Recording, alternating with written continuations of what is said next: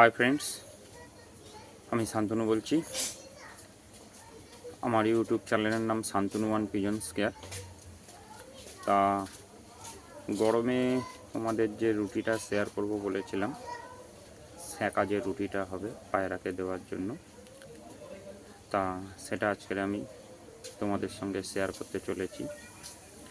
তা ওই রুটিটা করতে গেলে যেই উপকরণগুলো লাগবে, সেই সব জিনিসগুলো কতটা কি পরিমাণে লাগবে সেটা আমি তোমাদের বলে দিচ্ছি।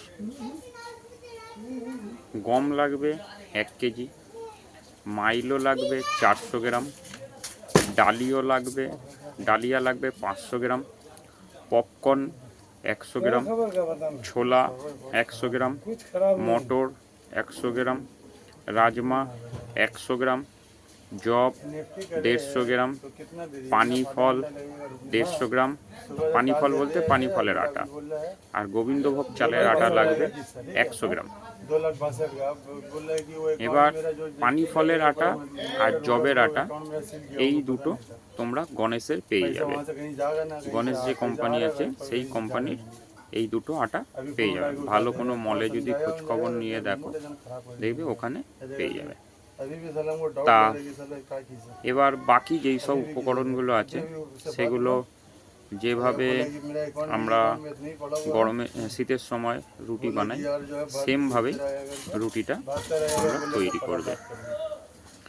আর যদি সম্ভব হয় রুটিটা নামিয়ে নেওয়ার পর যদি দেশি গাওয়া ঘি যদি জোগাড় করতে পারো, তাহলে অল্প একটুকুনি গাওয়া ঘি দিয়ে একটা রুটির ওপরে মাখিয়ে আরেকটা রুটি চাপা দিয়ে রেখে দেবে।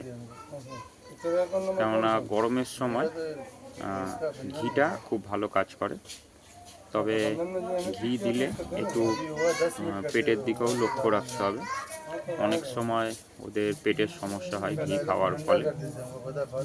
আর রুটিটা যেমনি শীতের সময় বলেছিলাম, শুরুতেই একদম পাকা রুটি করবে না, আধা কাঁচা রুটি হবে। তারপরে আস্তে আস্তে আস্তে আস্তে পায়রা যেমনি ওড়ান ছাড়বে সেই হিসাব করে রুটিটা পাকা রুটি হবে। আর কাঁটা চামচ দিয়ে রুটির মাঝখানগুলো হালকা হালকা ফুটো করে দেবে।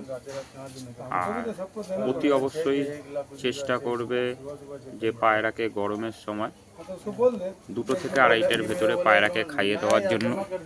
তাহলে সুবিধা কী হবে, গরমের সময় জলের টান পড়ে প্রচুর, রুটিতে জল টানে প্রচুর। ফলে কি হবে, 2 থেকে 2.5টার মধ্যে খাওয়া হয়ে গেলে সন্ধেবেলা এরকম সময় যখন আবার পায়রাকে একবার জল দেবে পায়রা জল টেনে খাবে।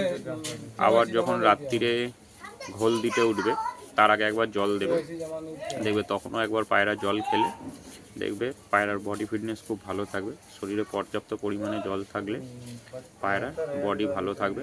আর পায়রার বডি যখন সুস্থ থাকবে, বডি যখন শুকাবে না, তখন পায়রা ওড়ানো খুব ভালো পাবে। আর আরেকটা যেটা রুটি তোমাদের সঙ্গে শেয়ার করব বলেছিলাম, ওটা বিটুলের সঙ্গে এখনো কথা বলা হয়নি। আমি রুটিটা আমার এতেই লেখা রয়েছে, তা ওই রুটিটা আমি ওর সঙ্গে কথা বলে নিয়ে তারপরে আমি তোমাদের সঙ্গে ওই রুটিটা শেয়ার করে দেবো।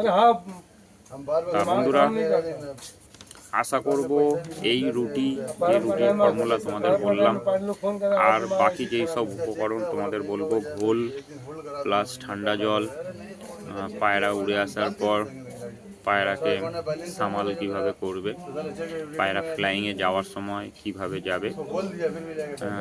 নর্মালে এতেই পায়রা ফ্লাইংয়ে তোমাদের ভালোই চলবে, কিন্তু যেটা আরেকটা রুটির কথা বলছি, ওটা পায়রার ফ্লাইংয়ের সঙ্গে সঙ্গে পায়রার হেলথও ভালো থাকবে।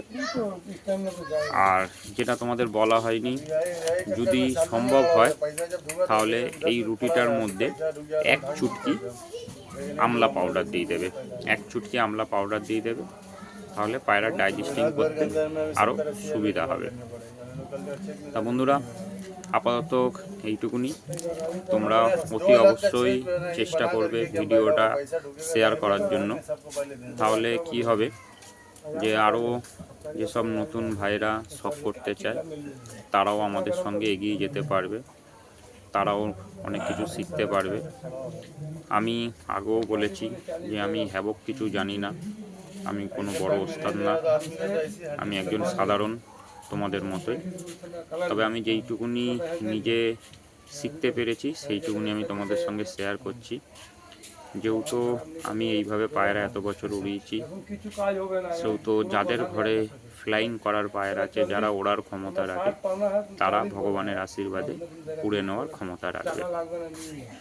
তা আমার রিকোয়েস্ট রইল, তোমরা অতি অবশ্যই ভিডিওটা শেয়ার করো, যাতে তারা আরও ভালো করে পায়রা ওড়াতে পারে।